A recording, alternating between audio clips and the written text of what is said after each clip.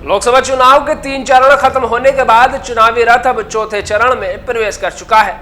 जाटलैंड और यादवलैंड के बाद अब भाजपा के किले की बारी है और यही कारण है कि चौथे चरण के चुनाव में किला फतह करने के लिए भाजपा को एड़ी चोटी का जोड़ लगाना होगा और शायद इसलिए भाजपा का शीर्ष नेतृत्व अब उत्तर प्रदेश की तरफ रुख कर रहा है।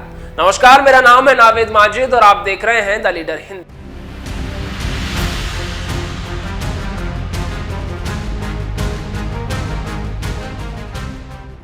दरअसल चौथे चरण में होने जा रहे कुल 13 सीटों के चुनाव में पिछले चुनाव के अनुसार भाजपा के पास सभी 13 सीटें हैं। इन 13 संसदीय सीटों में विधानसभा की कुल 67 सीटें आती हैं।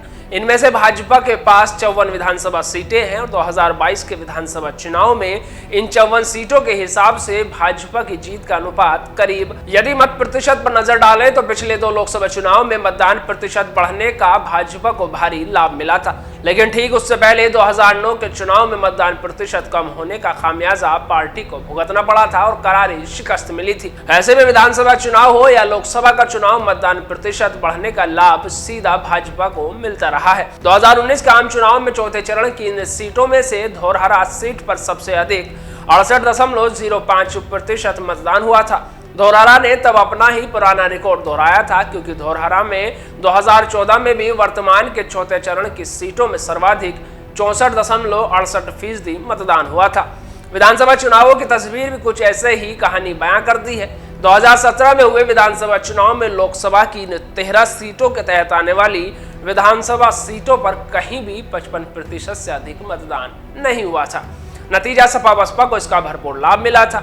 लिहाजा भाजपा को अगर पिछले 2 आम चुनावों की भांति ही अपना प्रदर्शन बनाए रखना है तो मतदान प्रतिशत बढ़ाने के लिए अपनी पूरी ताकत झोंकनी होगी। बता दें कि चौथे चरण की 13 सीटों के तहत विधानसभा की 67 सीटें आती हैं। इनमें शाहजहांपुर और मिश्रिख लोकसभा क्षेत्र में 6-6 विधानसभा क्षेत्र आते हैं, जबकि शेष 11 संसदीय सीटों के तहत 5-5 विधानसभा सीटें आती हैं। बहरहाल चौथे चरण की 13 सीटें वापस पाने में भाजपा कामयाब होगी या फिर इंडिया गठबंधन इनके किले को भेदने में कामयाब होगा, ये देखने वाली बात होगी। फिलहाल के लिए इतना ही। आपको ये वीडियो कैसी लगी कमेंट बॉक्स में जरूर बताइएगा और हमारे चैनल को लाइक, शेयर और सब्सक्राइब जरूर करिएगा। धन्यवाद।